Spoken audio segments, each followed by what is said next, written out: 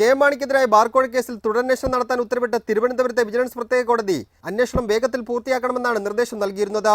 K മാണിക്ക് 50 ലക്ഷം രൂപ കോഴ നൽകിയെന്ന് പറയുന്ന രണ്ടാമത്തെ ഇടപാട് 2014 മാർച്ച് 30-നാണോ 31-നാണോ എന്ന കാര്യത്തിൽ വ്യക്തത വരുത്തണമെന്നും ബിജു രമേശ് സമർപ്പിച്ച സിഡിയിലുള്ള ശബ്ദരേഖ ബാറുടമകളുടെ തന്നെയാണോ എന്ന് പരിശോധിക്കണമെന്നും കോടതി ഉത്തരവിട്ടിരുന്നു.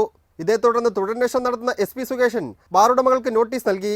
എന്നാൽ മദ്യനയവുമായി ബന്ധപ്പെട്ട കേസിൽ സുപ്രീം കോടതിയിൽ പോകേണ്ടതിനാൽ മൊഴി നൽകാൻ കൂടുതൽ സമയം വേണമെന്ന് ബാറുടമകൾ ആവശ്യപ്പെട്ടു.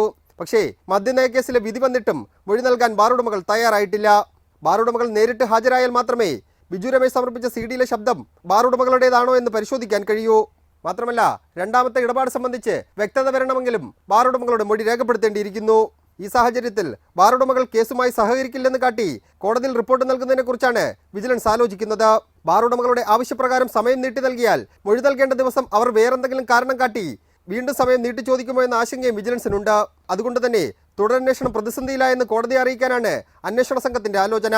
അതേസമയം മൊഴി നൽകാൻ തയ്യാറാണെന്നും അതിന് കൂടുതൽ സമയം വേണമെന്നും ബാറുടമകളുടെ അസോസിയേഷൻ ഭാരവാഹി രാജ്കുമാർ ഉണ്ണി പറഞ്ഞു.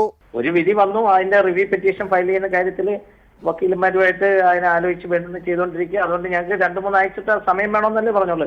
അല്ല, ഞങ്ങൾ ചെല്ലത്തില്ലെന്ന് പറഞ്ഞിട്ടില്ല. ഞങ്ങൾ റിട്ടേൺ ആയിട്ട് എഴുതി കൊടുത്തിട്ടുണ്ട് ഞങ്ങൾ വരാൻ തയ്യാറാണെന്ന്. വിജിലൻസിന്റെ അന്വേഷണം വേഗത്തിൽ പൂർത്തിയാക്കണമെന്ന് പ്രതിസ്ഥാനത്തുള്ള കെ മാണി നേരത്തെ തന്നെ ആവശ്യപ്പെട്ടിരുന്നു. Saif Zainulabdeen, reporter, Thiruvananthapuram.